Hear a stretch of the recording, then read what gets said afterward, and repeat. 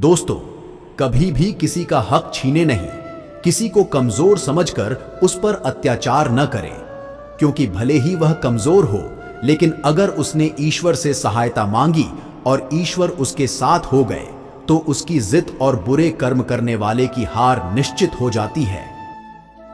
जिस प्रकार महाभारत में दुर्योधन के साथ पूरी सेना, कर्ण, द्रोणाचार्य और अनेकों बलशाली योद्धा थे और इधर अर्जुन के साथ सिर्फ उनके पांडव भाई और श्री कृष्ण खड़े थे, फिर भी जीत अर्जुन की हुई थी क्योंकि उसके साथ स्वयं भगवान खड़े थे।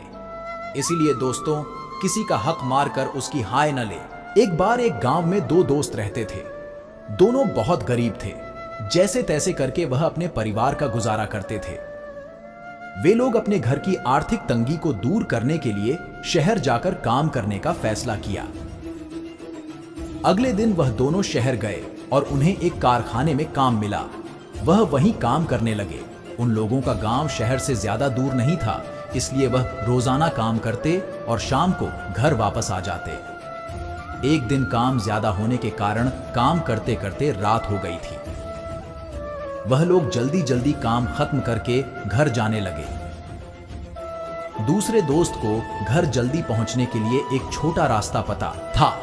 वे दोनों उसी छोटे रास्ते से जाने लगे, लेकिन अंधेरे के वजह से उन्हें सही से रास्ता समझ नहीं आ रहा था और तब अचानक वे लोग एक गड्ढे में गिर गए। उस गड्ढे में पहले दोस्त को एक चमक दिखाई दी।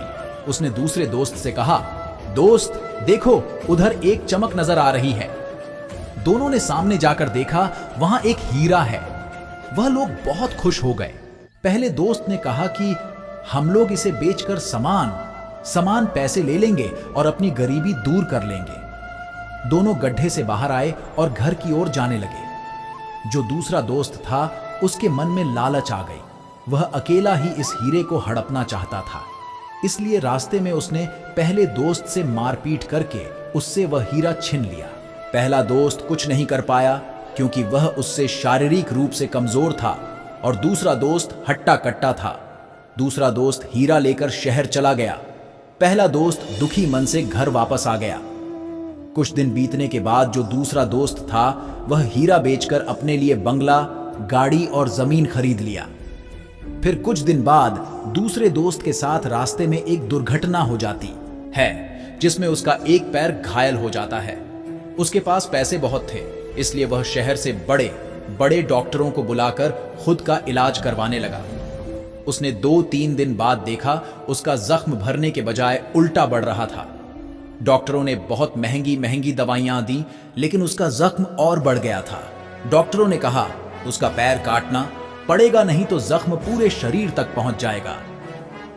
उसके पास कोई रास्ता नहीं था, इसलिए हां कहनी पड़ी। उसके पैर काटने के 7 दिन बाद उसका जख्म बॉडी तक पहुंचने लगा।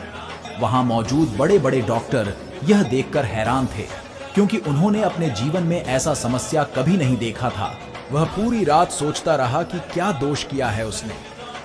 तभी उसे हीरे वाली बात याद आई। वह रात में ही अपनी पत्नी को कहा, उसके दोस्त के पास ले चलो।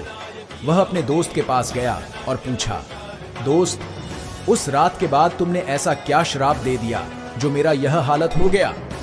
उसके दोस्त ने कहा, तुम्हारा यह हालत कैसे हुआ यह तो मैं नहीं जानता, लेकिन मैंने उस रात में अपनी हालत देखकर ईश्वर से बस इतना कहा कि ईश्वर, मैंने अपनी और अपने दोस्त की परिवार की खुशी चाही, लेकिन मेरे दोस्त ने सिर्फ अपनी खुशी के बारे में सोची। उसने अपनी ताकत दिखाकर मुझसे वह हीरा छीन लिया और अब तुम अपनी ताकत दिखाकर इंसाफ कर दो।